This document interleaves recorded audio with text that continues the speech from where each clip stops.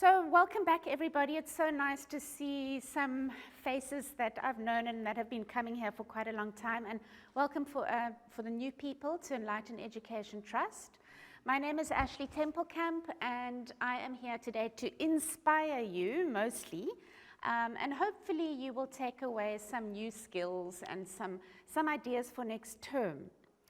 We are going to be focusing on term 3 for the grade 7s, and the theme is Buildings as Heritage. I am going to give you one idea today, but there are many ways that you can approach this theme. So I'm going to speak a little bit more about that just now. I'd like you all really to have fun today. I know that you've had long days and long terms, and I really hope that you can get into the play of this one, because it really is about playing and looking and feeling into it rather than getting all serious and needing to be perfect.